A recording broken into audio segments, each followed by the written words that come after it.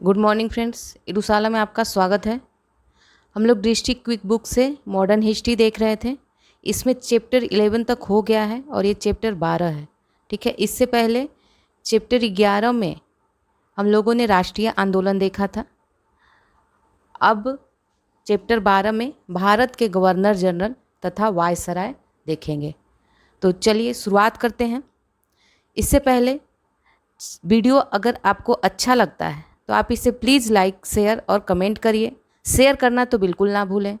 और साथ ही जिन्होंने चैनल को सब्सक्राइब नहीं किया है उस चैनल को सब्सक्राइब करके बेल आइकन को प्रेस कर दें ताकि आपको नए नए वीडियो मिलता रहे।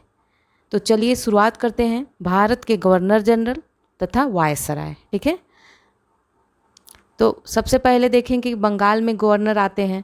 तो सबसे पहले बंगाल के गवर्नर को देखेंगे, उसके बाद बंगाल के गवर्नर जनरल को देखेंगे और उसके बाद वायसराय वगैरह जो भी हैं वो सब देखेंगे। ठीक है, एक एक करके देख लेते हैं। उनके द्वारा जो कार्यकाल की महत्वपूर्ण घटनाएं हैं वो देखेंगे। तो चलिए शुरुआत करते हैं। फर्स्ट में है ये बंगाल के गवर्नर और कार्यकाल की महत्वपूर्ण घटनाएं जो घटी हैं। तो फर्स्ट है रॉबर्ट क्लाइव। यह 1757 से 60 में रहा और 1765 से 67 तक रहा, 67। ठीक है, तो इसके समय में क्या क्या हुआ। 1757 का प्लासी का युद्ध हुआ। बंगाल के समस्त क्षेत्र के लिए उप दीवान नियुक्त बंगाल के मोहम्मद रजा खान, बिहार के लिए राजा सिताब राय तथा उड़ीसा के लिए राय दुर्लभ की नियुक्ति की गई थी। तो इसमें क्या हुआ था, बंगाल के समस्त क्षेत्र के लिए उप दीवान नियुक्त किए गए थे। बंगाल के लिए मोहम्मद रजा खान, बिहार के लिए राजा सिताब राय तथा उड़ीसा के लिए राय दुर्लभ की नियुक्ति। ठीक है, इसी समय बंगाल में द्वैत शासन लगाया गया था। इन्हें ही रॉबर्ट क्लाइव को द्वैत शासक का जनक मानते हैं। ठीक है, इसी समय श्वेत विद्रोह हुआ था। 1765 की इलाहाबाद की जो संधि हुई थी वो इसी के समय हुआ था। अवध के नवाब सिजाउद्दौला एवं मुगल सम्राट शाह आलम द्वितीय के साथ ये संधि हुई थी। सलावत जंग तथा आलमगीर द्वितीय द्वारा उमरा की उपाधि इसे दी गई थी। क्लाइव ने सेना के 3 केंद्रों की स्थापना की थी। कौन कौन, तो इलाहाबाद, मुंगेर और बांकीपुर जो कि पश्चिम बंगाल में है। तो ये रॉबर्ट क्लाइव के समय का था महत्वपूर्ण घटनाएं। नेक्स्ट देखते हैं वेंसीटॉट। यह 1760 से 64 तक रहा बंगाल का गवर्नर और इसके समय में बक्सर का युद्ध 1764 में हुआ था। कटियर के समय क्या हुआ था, ये कब आया था, 1769 से 72 बंगाल का गवर्नर रहा। इसके समय में बंगाल में अकाल हुआ था 1770 में। वारेन हेस्टिंग देखते हैं तो ये 1772 से 1774 तक बंगाल के गवर्नर रहा। ठीक है, वारेन हेस्टिंग बंगाल का गवर्नर 1772 से 74 तक रहा और यह बंगाल का अंतिम गवर्नर था। बंगाल में द्वैत शासन इसने समाप्त किया था और 1772 में प्रत्येक जिले में एक फौजदारी तथा दीवानी अदालत की स्थापना इसने की थी। अब ये तो बंगाल के गवर्नर के बारे में हो गया। अब देखते हैं बंगाल के गवर्नर जनरल। ठीक है, तो गवर्नर जनरल के बारे में देखते हैं। तो फर्स्ट गवर्नर जनरल कौन थे, तो ये वारेन हेस्टिंग था जो 1774 से 85 तक रहा बंगाल का गवर्नर जनरल। इसमें क्या हुआ, इसके शासनकाल में जो महत्वपूर्ण घटनाएं हैं देख लेते हैं। तो रेगुलेटिंग एक्ट 1773 के तहत वारेन हेस्टिंग को बंगाल का प्रथम गवर्नर जनरल बनाया गया। ठीक है, कंफ्यूज मत होइएगा। इसे 1773 के एक्ट के तहत बंगाल का प्रथम गवर्नर जनरल बनाया गया था। ठीक है, इसी के समय 1781 का अधिनियम आया था जिसके तहत गवर्नर जनरल तथा उसकी काउंसिल एवं कलकत्ता उच्च न्यायालय के मत शक्तियों का कार्य क्षेत्र स्पष्ट रूप से विभाजित कर दिया गया था। ठीक है, इसी के समय नंद कुमार पर अभियोग लगाकर फांसी दी गई थी। इस मुकदमे को न्यायिक हत्या की संज्ञा दी जाती है। 1781 में मुस्लिम शिक्षा सुधार के लिए कलकत्ता में प्रथम मदरसा स्थापित हुई थी इसके समय। फिर 1775 से 82 तक प्रथम मराठा युद्ध हुआ था और इसी समय 1782 में सालबाई की संधि हुई थी। 1780 से 84 का द्वितीय आंग्ल मैसूर युद्ध हुआ था इसी के समय और मंगलौर की संधि हुई थी। 1784 का पिट्स इंडिया एक्ट आया था, जिसमें परिषद के सदस्यों की संख्या 4 से घटाकर 3 कर दी गई थी। ठीक है। अब इसी के समय 1784 में विलियम जोन्स द्वारा एशियाटिक सोसाइटी ऑफ बंगाल की स्थापना हुई थी। चार्ल्स विलिकन्स द्वारा गीता व हितोपदेश का अंग्रेजी में अनुवाद हुआ था। राजकीय कोषागार मुर्शिदाबाद से कलकत्ता स्थानांतरित किया गया था। इजारेदारी प्रथा का प्रारंभ किया गया था और हिंदू और मुस्लिम कानूनों को संहिताबद्ध किया गया था। अभिज्ञान शकुंतलम का अंग्रेजी अनुवाद कराया और देसी रियासतों के साथ घेरे की नीति अपनाई। 1775 में आसुफदौला के साथ फैजाबाद की संधि की थी। तो इसके शासनकाल में जो महत्वपूर्ण था वो देख लिया हम लोगों ने। अब देखते हैं, नोट है इसमें कि पिट्स इंडिया एक्ट 1784 के विरोध में इस्तीफा देकर जब वारेन हेस्टिंग 1785 में इंग्लैंड पहुंचा तो एडमंड बर्क द्वारा उसके ऊपर महाभियोग का मुकदमा दायर किया गया, परंतु 1795 में इसे सभी आरोपों से मुक्त कर दिया गया। तो इसके बारे में हम लोगों ने देख लिया। अब आते हैं दूसरे आते हैं, ये कौन थे? वारेन हेस्टिंग थे। ठीक है। अब नेक्स्ट देखते हैं लॉर्ड कॉर्नवालिस। ये 1786 से 1793 और फिर 1805 में रहे थे। इसके समय में जिले के समस्त अधिकार कलेक्टर को हाथ में सौंप दिए गए। तृतीय आंग्ल मैसूर युद्ध 1790 से 92 तथा श्रीरंगपट्टनम की संधि इसके समय में हुई थी। कॉर्नवालिस संहिता का निर्माण किया था इसने 1793 में, जिसमें अनेक न्यायिक सुधारों का उल्लेख था। न्यायिक विभाग का राजस्व विभाग से पृथककरण इसी समय किया गया और शक्ति का पृथककरण का सिद्धांत लागू हुआ। ठीक है, ये कॉर्नवालिस के समय हुआ था। 1790 से 92 में भारतीय न्यायाधीशों से युक्त जिला फौजदारी न्यायालयों को समाप्त कर 4 सर्किट कोर्ट कलकत्ता, ढाका, मुर्शिदाबाद, पटना की स्थापना की गई। ठीक है, इसमें काफ़ी फैक्ट हैं तो आप ध्यान से इसको देखिएगा और सुनिएगा। ठीक है, और थोड़ा छोटा दिख रहा है, कोई बात नहीं, मैं बोल रही हूँ, आप उसे ध्यान से सुनिए। ठीक है। इसी के समय बंगाल प्रांत में अस्थाई बंदोबस्त पद्धति 1793 में लागू की गई। भारत में नागरिक सेवा का जनक किसे कहा जाता है? लॉर्ड कॉर्नवालिस को ही कहा जाता है। ठीक है। प्रशासन का इसने यूरोपीकरण करा तथा सिविल सेवाएं प्रारंभ की। पुलिस व्यवस्था के जनक भी कॉर्नवालिस को ही कहा जाता है। एकमात्र गवर्नर जनरल जिसकी समाधि भारत में गाजीपुर में स्थित है। अब देखते हैं सर जॉन शोर। ये 1793 का चार्टर अधिनियम आया था इसके समय में। ये 1793 से 98 के बीच रहा। अहस्तक्षेप की नीति इसने अपनाई। देसी राज्यों के प्रति तटस्थता की नीति अपनाई, लेकिन अपवाद स्वरूप अवध के उत्तराधिकार विषय पर हस्तक्षेप किया था। निजाम एवं मराठों के बीच खुर्दा का युद्ध इसी के समय हुआ था। नेक्स्ट आते हैं लॉर्ड वेलेस्ली, जो 1798 से 1805 तक रहे। यह स्वयं को बंगाल का शेर कहता था। ठीक है, तो ये अपने आप को क्या कहता था? शेर कहता था बंगाल का। इसके समय सहायक संधि की नीति 1798 प्रारंभ हुई। सबसे पहले 1798 में यह संधि हैदराबाद के निजाम से हुई। चौथा आंग्ल मैसूर युद्ध हुआ 1793 वाला, और इसमें टीपू सुल्तान मारा गया। नेक्स्ट है मैसूर 1799, तंजौर 1799 और अवध 1801 का प्रशासन अपने हाथों में इसने ले लिया। इसी के समय बसीन की संधि हुई जो 1802 में हुई थी। द्वितीय आंग्ल मराठा युद्ध 1803 से 5 में हुआ था। 1799 में प्रेस पर सेंसर लगाया गया, जो कि भारतीय प्रेस पर प्रतिबंध लगाने की पहली घटना मानी जाती है। ठीक है, इसके अंतर्गत अब संपादक, मुद्रक व स्वामी का नाम स्पष्ट रूप से छापना होता था और सभी प्रकार के तत्वों, प्रकाशक सामग्री को सरकार के पास प्री सेंसरशिप हेतु भेजना होता था। ठीक है, तो 1799 में प्रेस पर सेंसर किसके समय में लगा था? लॉर्ड वेलेस्ली के समय में। नेक्स्ट देखते हैं लॉर्ड लेक के नेतृत्व में 1803 में अंग्रेजों ने लाल किले पर कब्जा किया था। ठीक है, और ऑक्टर लोनी लाल किले का पहला ब्रिटिश रेजिडेंट बना था इसी के समय। 1802 में एमिन्स की संधि के तहत पांडिचेरी पुनः फ्रांसीसियों को दे दी गई थी। कलकत्ता में फोर्ट विलियम कॉलेज की स्थापना 1800 में सिविल सेवकों के प्रशिक्षण हेतु की गई थी, किंतु 1802 में इसको फिर बंद करके हेलबरी में बनाया गया था। नेक्स्ट है सर जॉर्ज बार्लो। यह 1805 से 1807 तक रहे। इसके समय में रियासतों में अहस्तक्षेप की नीति का समर्थक रहा। वेल्लोर का जो सिपाही विद्रोह हुआ था 1806 में, वो इसी के समय में हुआ था।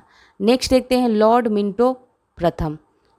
रंजीत सिंह के साथ अमृतसर की संधि 1809 में हुई थी और सिंध के साथ शाश्वत मित्रता की संधि हुई थी। तो ये किसके समय में हुई थी? लॉर्ड मिंटो प्रथम के समय में। ये 1807 से 13 तक रहा। लॉर्ड हेस्टिंग देखते हैं 1813 से 23 तक। इसके समय आंग्ल नेपाल युद्ध 1814 से 16 तथा सुगौली की संधि 1816 में हुई थी। तृतीय आंग्ल मराठा युद्ध 1816 से 19 तथा मराठा परिसंघ की कंपनी में साम्राज्य में विलय हो गया था। सुगौली की संधि के बाद हेस्टिंग को मार्क्वेस ऑफ हेस्टिंग की उपाधि दी गई थी। 1818 में ब्रिटिश रेजिडेंट चार्ल्स मेटकॉफ ने राजपूत रियासतों के साथ संधि की थी।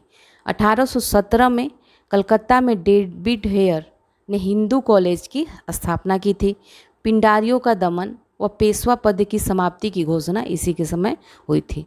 तो एक एक फैक्ट इसमें इम्पॉर्टेंट है, बहुत ही ध्यान से सुनिएगा और कई बार रिवीजन करिएगा। रैयतवाड़ी बंदोबस्त 1820 में लागू हुआ था इसी के समय मद्रास के गवर्नर टॉमस मुनरो द्वारा, और 1822 में हॉल्ट मैकेंजी द्वारा पंजाब में महालवाड़ी व्यवस्था की शुरुआत की गई थी। 1822 का टेनेंसी एक्ट या इसके काश्तकारी अधिनियम भी कहते हैं लागू किया गया था। कहाँ लागू किया गया था? बंगाल में। अब देखते हैं लॉर्ड हेमहर्स्ट, ठीक है, यह 1823 से 28 तक रहा। प्रथम आंग्ल वर्मा युद्ध 1824 से 26 के बीच हुआ था और यांडबू की संधि 1826 में हो गई थी। 1824 में बैरकपुर का सैन्य विद्रोह हुआ था। लॉर्ड विलियम बेंटिक देखते हैं, यह 1828 से 33 तक रहे। इनके समय में क्या क्या हुआ? सती प्रथा पर रोक 1829 में लगाई गई। ठगी प्रथा का अंत किया गया 1830 में। कर्नल स्लीमैन ने ठगों के विरुद्ध अभियान चलाया था। सरकारी सेवाओं में भेदभाव का अंत हुआ। 1833 के चार्टर एक्ट की धारा 87 के तहत योग्यता को ही सेवा का आधार स्वीकार कर लिया गया, ठीक है, योग्यता को सेवा का आधार स्वीकार किया गया। कलकत्ता मेडिकल कॉलेज की नींव रखी गई। कॉर्नवालिस द्वारा स्थापित सर्किट कोर्ट को बंद कर किया और न्यायालयों में फारसी भाषा के स्थान पर देसी भाषाओं को अपनाया गया। तो ये सब लॉर्ड विलियम बेंटिक के काल में हुआ था। अब देखते हैं भारत के गवर्नर जनरल, ठीक है, वो सब बंगाल के गवर्नर जनरल थे। अब भारत के गवर्नर जनरल पे आते हैं। तो लॉर्ड विलियम बेंटिक 1833 से 35, ठीक है। तो 1833 के चार्टर एक्ट द्वारा बंगाल के जो गवर्नर जनरल थे उन्हें भारत का गवर्नर जनरल बना दिया गया। तो इस तरह भारत का जो प्रथम गवर्नर जनरल होंगे वो लॉर्ड विलियम बेंटिक हैं, ठीक है, कंफ्यूज नहीं होना है। ये भारत के प्रथम governor general Lord William Bentinck हुए, ठीक है। और पीछे आपने जो देखा था वो था बंगाल का प्रथम गवर्नर जनरल वारेन हेस्टिंग्स, ठीक है। अब चलिए देखते हैं इनके बारे में। 1833 के चार्टर एक्ट द्वारा बंगाल के गवर्नर जनरल को भारत का गवर्नर जनरल बना दिया गया। अफीम के व्यापार को नियमित किया गया और यह केवल बम्बई से ही निर्यात की जा सकती थी।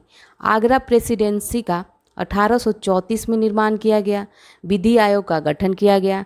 1835 का शिक्षा संबंधी प्रस्ताव शिक्षा सुधार तथा अंग्रेजी भाषा को उच्च शिक्षा का माध्यम बनाए जाने की घोषणा की गई।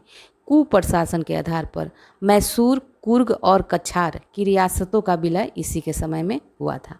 नेक्स्ट आते हैं लॉर्ड मैटकॉफ।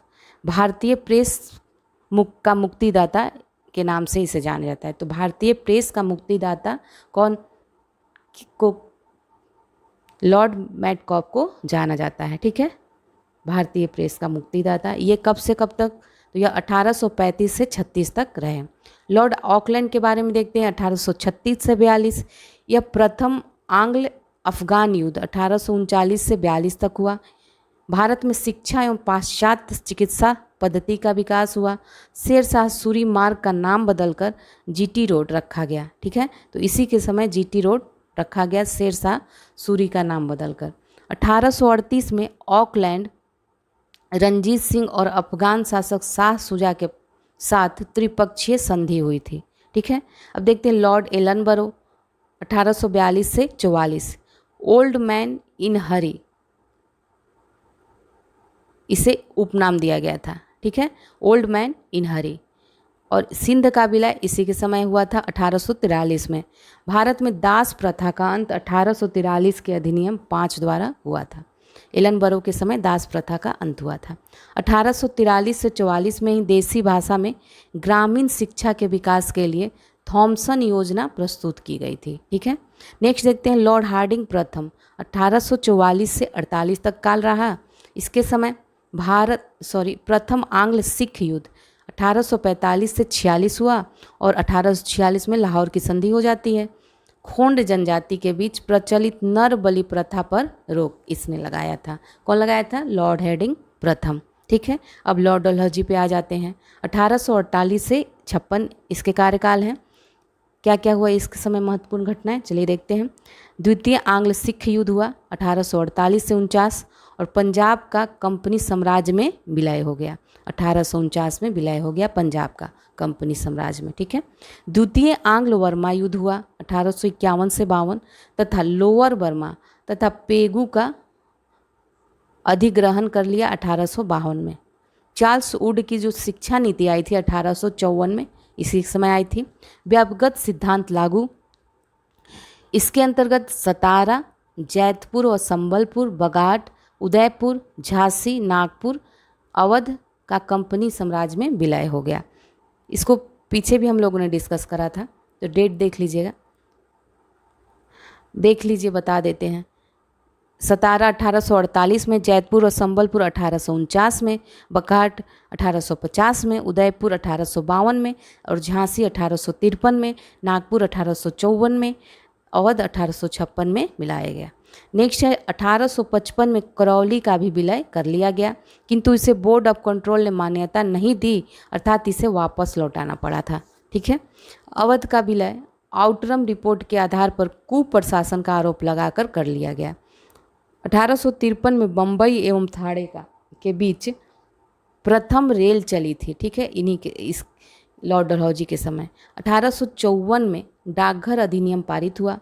भारत के बंदरगाहों का अंतर्राष्ट्रीय व्यापार के लिए खोल दिया गया, इसी के समय। विधवा पुनर्विवाह अधिनियम 1856 का मसौदा तैयार किया गया। ठीक है, अब आते हैं नेक्स्ट में। अभी लॉर्ड डलहौजी के बारे में ही हम लोग देख रहे हैं। तो सिक्किम को भारत में मिला लिया गया। लॉर्ड डलहौजी द्वारा PWD सार्वजनिक निर्माण विभाग की स्थापना की गई। इसी के तहत गंगा नहर का निर्माण हुआ। पंजाब में बारी दुआब में 2 नहरों का निर्माण हुआ। बंगाल के लिए इसने उप गवर्नर का पद सृजित किया तथा जो प्रदेश नए नए अधिगृहित किए गए उन्हें प्रत्यक्ष शासन में ले लिया। इसे नॉन रेगुलेशन सिस्टम कहा गया। 1854 में शिक्षा सुधार के लिए वुड डिस्पैच आया। इसे भारतीय शिक्षा का मैग्ना कार्टा कहा जाता है। इसने मैकाले की टपकन पद्धति को त्याग दिया और प्रारंभिक शिक्षा देसी भाषा में देने की अनुशंसा के साथ ही स्त्री शिक्षा, निजी क्षेत्र को भी शिक्षा में निवेश की अनुशंसा की। इसने डलहौजी ने ग्रीष्मकालीन राजधानी शिमला को बनाया और वहाँ एक सैन्य मुख्यालय भी गठित किया। डलहौजी को श्रेय दिया जाता है कि उसने सैन्य विभाग को सार्वजनिक विभाग से अलग कर एक नया विभाग बना दिया, सिक्किम को भारत में मिला लिया। ठीक है, आगे बढ़ते हैं। लॉर्ड कैनिंग 1856 से 57, हालांकि 1856 से 62 थे, लेकिन चलिए देखते हैं 56 से पहले 57 के अंतर्गत जितने महत्वपूर्ण कार्य थे इसके देख लेते हैं। 1857 में कलकत्ता, मद्रास एवं बम्बई में 3 नए विश्वविद्यालय की स्थापना हुई। भारत का अंतिम गवर्नर जनरल लॉर्ड कैनिंग था और 1857 का विद्रोह इसी के समय हुआ था। अब आ जाते हैं भारत के वायसराय। ठीक है, तो 1858 से 62 के बीच यह भारत का वायसराय रहा। तो भारत का प्रथम वायसराय कौन था? Lord Canning. 1858 का भारत शासन अधिनियम कंपनी के शासन की समाप्ति तथा शासन का प्रत्यक्ष नियंत्रण ब्रिटिश ताज के हाथों में चला गया। ठीक है, विधवा पुनर्विवाह अधिनियम 1856 लागू किया गया। ईश्वरचंद विद्यासागर की महत्वपूर्ण भूमिका इसमें रही। सितंबर 1859 में नील विद्रोह हुआ। यूरोपीय सेना द्वारा श्वेत विद्रोह हुआ 1859 में। फिर नागरिक विधि संहिता 1859 में बना। भारतीय दंड संहिता 1860 में बना। फौजदारी विधि संहिता 1861 में बना और भारतीय परिषद अधिनियम 1861 पारित किया गया इसी के समय। देखते हैं 1861 में हाई कोर्ट एक्ट पारित हुआ तथा संपूर्ण देश में एक ही दंड संहिता लागू की गई। भारत में पहली बार आयकर लगाया गया जिसे ब्रिटिश अर्थशास्त्री विल्सन द्वारा प्रस्तुत किया गया। तो ये सब था लॉर्ड कैनिंग के कार्यकाल का। अब नेक्स्ट आते हैं लॉर्ड एल्गिन प्रथम। वहाबी आंदोलन का इस समय दमन हुआ। इसका कार्यकाल 1862 से 63 है। कार्यकाल इम्पोर्टेंट है और गवर्नर जनरल का नाम भी इम्पोर्टेंट है, साथ ही उनके कार्यकाल में जो महत्वपूर्ण कार्य हुए वो भी इम्पोर्टेंट है। तो इसमें सारे फैक्ट इम्पोर्टेंट है, इसे याद करना पड़ेगा आपको। चलिए अब देखते हैं आगे लॉर्ड जॉन लॉरेंस। यह 1864 से 69 तक रहा। इसके समय भूटान युद्ध हुआ 1865 में।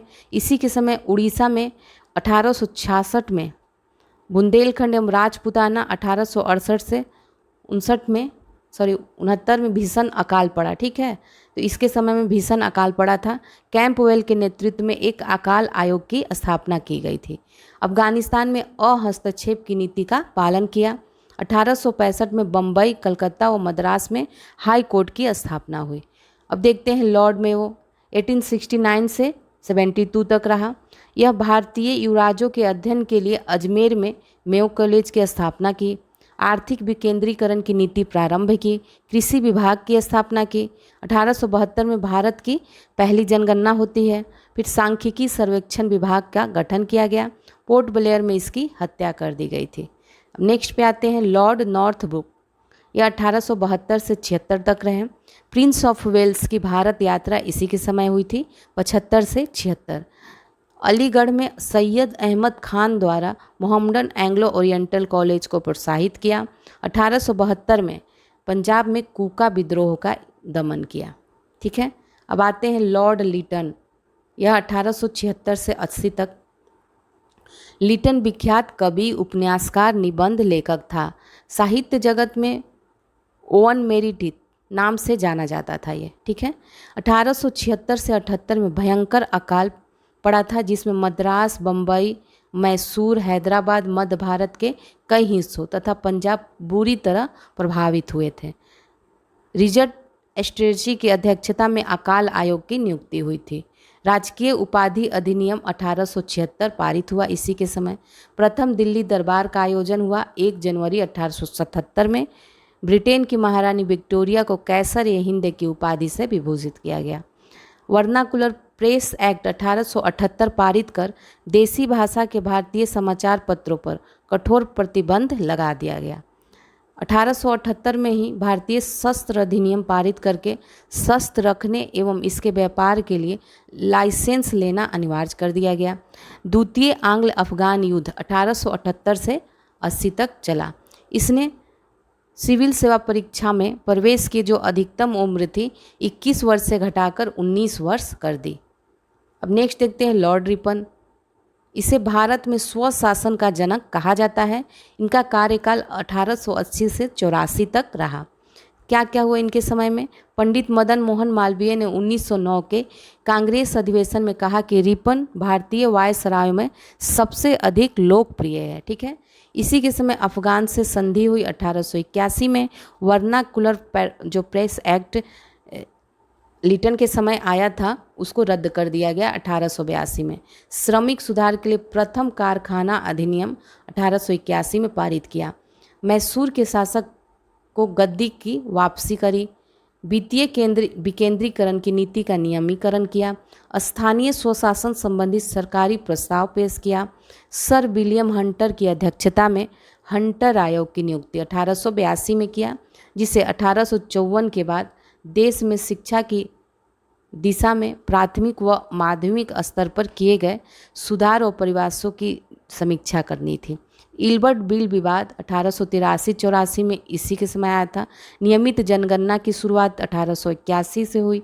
फ्लोरेंस नाइटिंगेल ने रिपन को भारत के उद्धारक की संज्ञा दी है। ठीक है, नेक्स्ट आते हैं लॉर्ड डफरिन। यह 1884 से 88 में रहा। तृतीय आंग्ल वर्मा युद्ध तथा वर्मा का अंतिम रूप से भारत में विलय हो गया। इसके समय भारतीय राष्ट्रीय कांग्रेस की स्थापना 28 दिसंबर 1885 में हुई। बंगाल टेनेंसी एक्ट 1885 तथा पंजाब टेनेंसी एक्ट 1887 पारित हुआ इसी के समय। नागरिक सेवा के विकास के लिए एचिसन आयोग का भारत आया। अब देखते हैं लॉर्ड लैंसडाउन 1888 से 94 तक। दूसरा कारखाना अधिनियम 1891 पारित हुआ।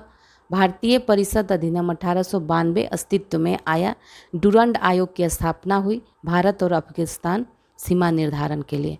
1891 में सम्मत आयु विवाह अधिनियम पारित हुआ। 1893 में अफीम आयोग का गठन हुआ। अब देखते हैं लॉर्ड एल्गिन द्वितीय 1894 से 98। लॉर्ड एल्गिन प्रथम पहले ही आ चुके हैं, अब लॉर्ड एल्गिन द्वितीय है।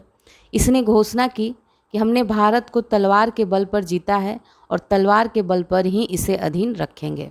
ठीक है, पूना में प्लेग का प्रकोप, चापेकर बंधुओं द्वारा 2 ब्रिटिश अधिकारियों की हत्या इसी के समय हुई थी। अकाल की जांच के लिए लॉयल आयोग का गठन हुआ था। 1895 में भारतीय व्यय की जांच के लिए वेल्बी आयोग का गठन हुआ था। अब आते हैं लॉर्ड कर्जन 1899 से 1905। तो भारत का सबसे अलोकप्रिय वायसराय लॉर्ड कर्जन है। रोलांडसे ने कर्जन की जीवनी लिखी है। कर्जन के कार्यों को आधार बताते हुए गोखले ने इनको आधुनिक भारत का औरंगजेब कहा है। तो लॉर्ड कर्जन को किसने आधुनिक भारत का औरंगजेब कहा है? तो यह है गोखले। ठीक है, इसके समय केंद्रीय गुप्तचर व्यवस्था की शुरुआत हुई। 1899 में भारतीय टंगन एवं पत्र मुद्रा अधिनियम के द्वारा पाउंड को भारत में मान्य घोषित किया गया। 1 पाउंड इक्वल टू 15 रुपये। 1900 में पंजाब भूमि अन्याक्रम एक्ट पारित हुआ, जिससे किसानों की भूमि गैर किसानों के पास न जाए। 1901 में भारत में पहली बार जातिगत आधार पर जनगणना हुई थी। 1903 में देखा जाए तो पूसा में एग्रीकल्चर इंस्टीट्यूट की स्थापना की गई। तो 1903 में पूसा में एग्रीकल्चर इंस्टीट्यूट की स्थापना की गई। कर्जन 1903 में फारस गया और फारस अफगान झगड़े को सुलझाने के लिए मैक मोहन को नियुक्त किया। 1904 में ऑफिशियल सीक्रेट एक्ट को पारित किया और उस पर सरकारी नियंत्रण को बढ़ा दिया। पुलिस प्रशासन के सुधार हेतु एंड्रयू फ्रेजर की अध्यक्षता में पुलिस आयोग का गठन 1902 में किया। सर टॉमस रैले की अध्यक्षता में विश्वविद्यालय आयोग की स्थापना 1902 में की और विश्वविद्यालय सुधार अधिनियम पारित किया 1904 में। मॉनक्रीफ की अध्यक्षता में एक सिंचाई आयोग नियुक्त किया गया। उद्योग व वाणिज्य विभाग की स्थापना की गई। प्राचीन स्मारक संरक्षण अधिनियम 1904 बनाया गया। भारतीय पुरातत्व सर्वेक्षण विभाग की स्थापना की गई। सर एंटनी मैकडोनाल्ड की अध्यक्षता में एक अकाल आयोग की गठन किया गया। तिब्बत में यंग हस्बैंड मिशन 1903-04 के बीच हुआ। 1905 में बंगाल विभाजन हो जाता है। मुख्य सेनापति किचनर से विवाद के कारण कर्जन ने 1905 में त्यागपत्र दे दिया। कर्जन ऐसा वायसराय था जो अत्यधिक केंद्रीकरण व निरंकुश शासन का हिमायती था। भारत की शिक्षा व्यवस्था पर चोट करते हुए उसने कहा कि पूर्व एक ऐसा विद्यालय है जहां विद्यार्थी को कभी डिग्री नहीं मिलती। कलकत्ता नगरपालिका की स्थिति पर व्यंग करते हुए कहा था, मैं वायसराय के बाद कलकत्ता का महापौर बनना चाहूँगा। कांग्रेस पर व्यय करते हुए क्या कहा था, कांग्रेस अब मरणशील है और मेरी इच्छा है कि मैं इसकी शांतिपूर्ण मृत्यु में सहयोग कर सकूं। तो ये सब लॉर्ड कर्जन के बारे में था। अब नेक्स्ट देखते हैं लॉर्ड मिंटो द्वितीय 1905 से 1910। इसके समय बंग भंग विरोधी स्वदेशी आंदोलन दबाने का प्रयास हुआ। मुस्लिम लीग की स्थापना हुई 1906 में। खुदीराम बोस को फांसी मिल गया। बाल गंगाधर तिलक को राजद्रोह के आरोप में 6 वर्ष का कारावास दिया गया। 1908 में भारत परिषद अधिनियम 1909 अथवा पार्लियामेंट्री सुधार जिसे कहते हैं 1909 पारित हुआ। इसमें सांप्रदायिक निर्वाचन प्रणाली की शुरुआत हो गई। सूरत में कांग्रेस का विभाजन 1907 में हो गया। 1908 का समाचार पत्र अधिनियम पारित हुआ। वायसराय की कार्यकारिणी में पहला भारतीय सदस्य एसपी सिन्हा की नियुक्ति हुई। ये सभी लॉर्ड मिंटो द्वितीय के कार्यकाल के समय महत्वपूर्ण घटनाएं थी। अब देखते हैं लॉर्ड हार्डिंग द्वितीय 1910 से 16। इसके समय में बंगाल विभाजन रद्द कर दिया गया। भारत की राजधानी कलकत्ता से दिल्ली हस्तांतरण कर दी गई। तृतीय दिल्ली दरबार 1911 का आयोजन किया गया। तो 1911 में तृतीय दिल्ली दरबार का आयोजन किया गया था। ठीक है। 1912 में एलिंगस्टन आयोग का गठन हुआ। इस आयोग ने नागरिक सेवाओं में 25% भारतीयों की नियुक्ति की बात कही। 1913 में शिक्षा संकल्प प्रस्ताव लाया गया, जिसके तहत सरकार ने भारत में अशिक्षा की समाप्त करने का दायित्व लिया। ठीक है। अभी इसी के समय हार्डिंग द्वितीय की ही बात हो रही है। 1914 का प्रथम विश्व युद्ध प्रारंभ हुआ। मदन मोहन मालवीय द्वारा अखिल भारतीय हिंदू महासभा की स्थापना 1915 में की गई। मदन मोहन मालवीय द्वारा बनारस हिंदू विश्वविद्यालय की स्थापना 1916 में की गई। तो ये सब इसी के कारण। अब देखते हैं लॉर्ड चेम्सफोर्ड, इनका कार्यकाल है 1916 से 21। ठीक है, एक मिनट। हाँ, तो इनके समय में क्या क्या हुआ देख लेते हैं। चलिए, होम रूल लीग की स्थापना 1916 में हुई। कांग्रेस का लखनऊ अधिवेशन 1916 में हुआ। कांग्रेस व मुस्लिम लीग के मध्य लखनऊ समझौता 1916 में हुआ। साबरमती आश्रम की स्थापना 1917। चंपारण आंदोलन 1917। अहमदाबाद में सत्याग्रह 1918। खेड़ा सत्याग्रह 1918। मॉन्टेग्यू चेम्सफोर्ड घोषणाएं 1917। भारत शासन अधिनियम 1919। Rowlatt act 1919। जालियांवाला बाग हत्याकांड 1919। प्रांतों में द्वैत शासन प्रारंभ किया गया। असहयोग एवं खिलाफत आंदोलन प्रारंभ हुआ इस 1920 में। पूना में डीके कर्वे द्वारा महिला विश्वविद्यालय की स्थापना हुई 1916 में। सैडलर कमीशन की नियुक्ति 1917 में, जिसमें 2 भारतीय सर आशुतोष मुखर्जी व जियाउद्दीन अहमद थे। एंग्लो मोहम्मडन ओरिएंटल कॉलेज का नाम 1920 में अलीगढ़ मुस्लिम विश्वविद्यालय कर दिया गया। बाल गंगाधर तिलक की मृत्यु 1 अगस्त 1920 में हो गई। अब आते हैं आगे। लॉर्ड रीडिंग 1921 से 26 के समय में चौरी चौरा प्रकरण 5 फरवरी 1922 में हुआ और इसके बाद असहयोग आंदोलन वापस ले लिया गया। एकमात्र यहूदी वायसराय, तो ये क्वेश्चन पूछता है कि यहूदी वायसराय कौन था एकमात्र, तो लॉर्ड रीडिंग है। ठीक है। केरल में मोपला विद्रोह 1921 में हुआ। 1910 के प्रेस एक्ट एवं 1919 के रॉलेट एक्ट की वापसी हुई। 1921 में प्रिंस ऑफ वेल्स का भारत आगमन हुआ। काकोरी ट्रेन डकैती 1925 में हुआ। स्वामी श्रद्धानंद की हत्या 1926 में हुई। CR दास और मोतीलाल नेहरू द्वारा स्वराज पार्टी की स्थापना हुई 1923 में।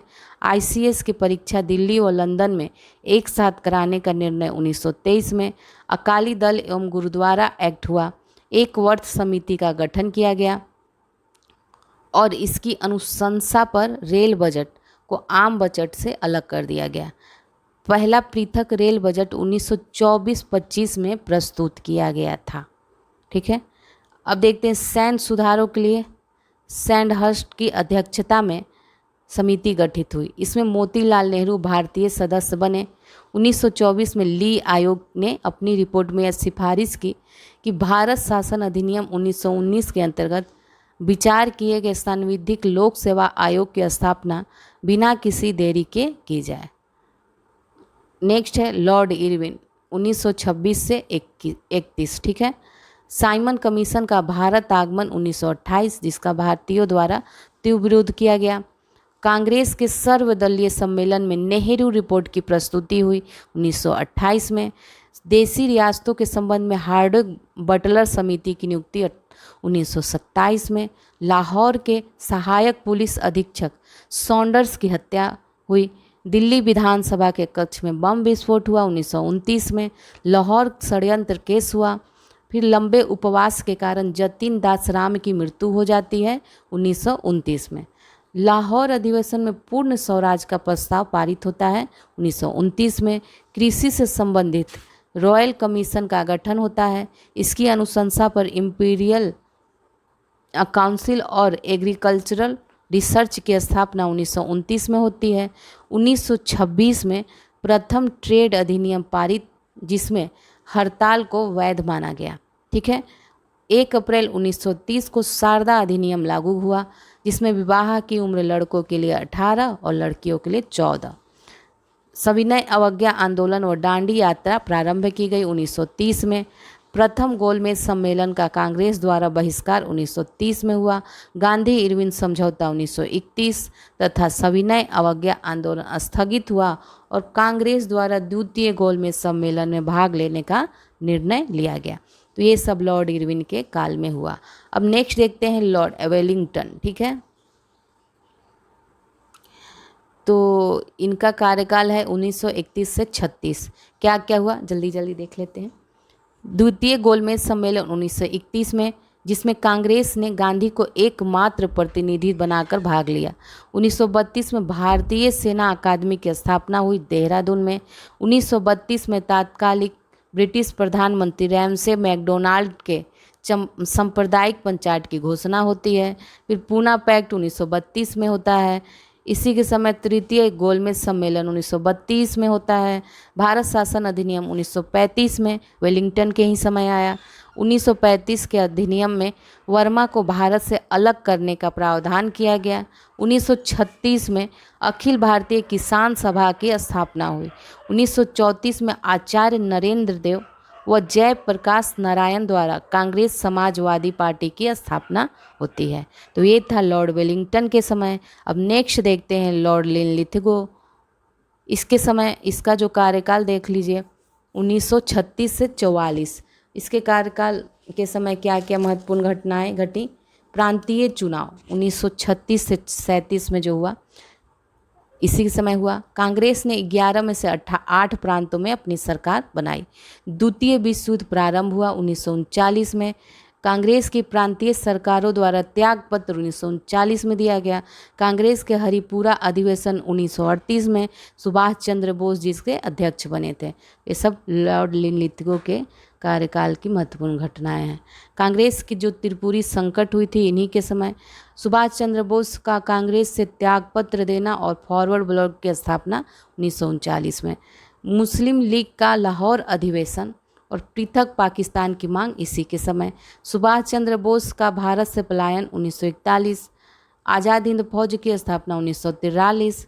8 अगस्त 1940 को वायसराय द्वारा अगस्त प्रस्ताव घोषित किया गया।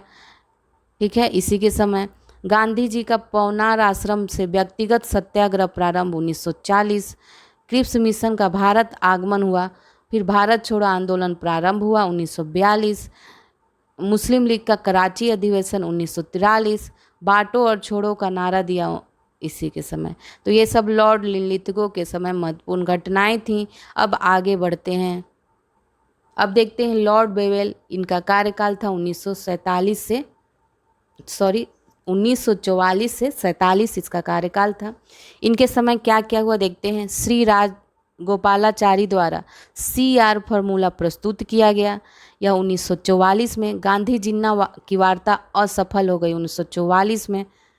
वेवेल योजना व शिमला सम्मेलन हुआ 1945। द्वितीय विश्व युद्ध समाप्त हुआ 1945। कैबिनेट मिशन का भारत आगमन 1946। मिशन के सदस्य कौन कौन थे तो स्टैफोर्ड क्रिप्स, पैथिंग लॉरेंस व AV एलेक्जेंडर। मुस्लिम लीग द्वारा प्रत्यक्ष कार्रवाई दिवस 16 अगस्त 1946 इसी के समय हुआ।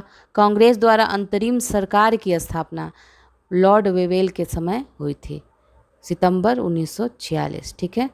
इसके अध्यक्ष बने थे वेवेल और उपाध्यक्ष नेहरू बने थे। ब्रिटेन के प्रधानमंत्री क्लीमेंट एटली ने भारत को स्वतंत्र करने की घोषणा इसी के समय की थी और वो डेट था 20 फरवरी 1947। अब आइए लॉर्ड माउंटबेटन। फरवरी 1947 से जून 1948 तक इनका कार्यकाल रहा और फिर देश आज़ाद हो गया इन्हीं के। अब देखते हैं इसमें स्वतंत्र भारत के प्रथम गवर्नर जनरल एवं अंतिम ब्रिटिश वायसराय कौन था? तो ये लॉर्ड माउंटबेटन थे। तो ये क्या थे? स्वतंत्र भारत के प्रथम गवर्नर जनरल एवं अंतिम ब्रिटिश वायसराय रहे, ठीक है। अब भारत विभाजन के संदर्भ में पहले बाल्कन प्लान को विचार दिया किंतु इसे स्वीकारा नहीं गया। ब्रिटेन के हाउस ऑफ कॉमन्स में भारतीय स्वतंत्रता अधिनियम प्रस्तुत किया गया और पारित भी हो गया इन्हीं के समय।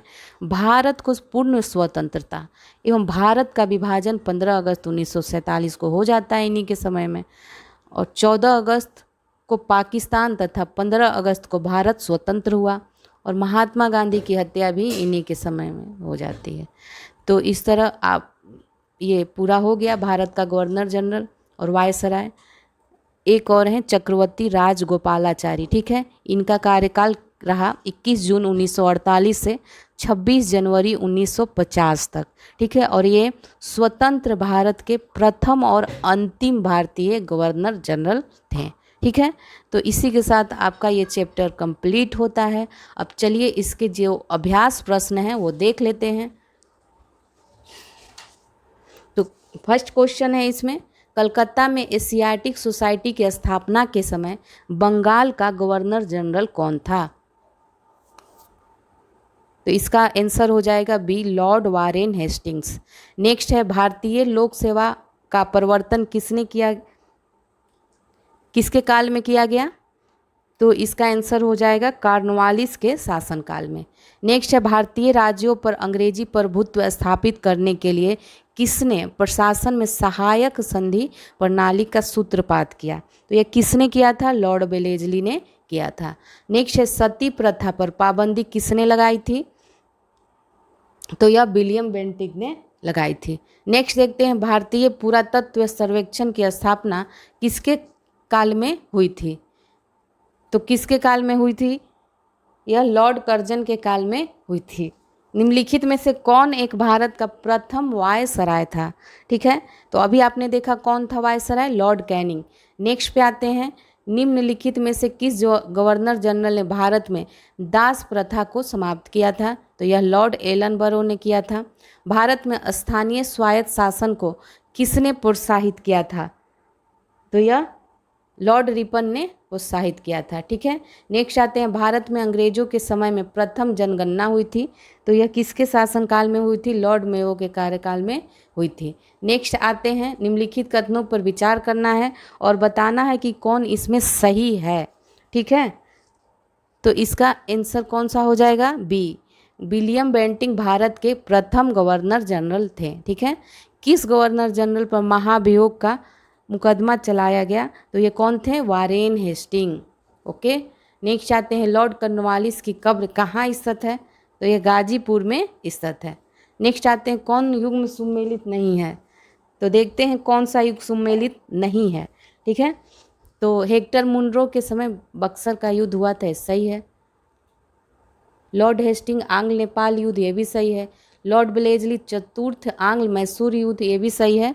लॉर्ड कॉर्नवालिस तृतीय आंग्ल मराठा युद्ध, तो ये गलत है। तो इसका आंसर डी हो जाएगा, ओके। नेक्स्ट आते हैं, तथाकथित कुप्रशासन के आधार पर किस गवर्नर जनरल ने मैसूर राज्य के प्रशासन को ले लिया था? तो ये कौन सा गवर्नर जनरल था? Lord William Bentinck.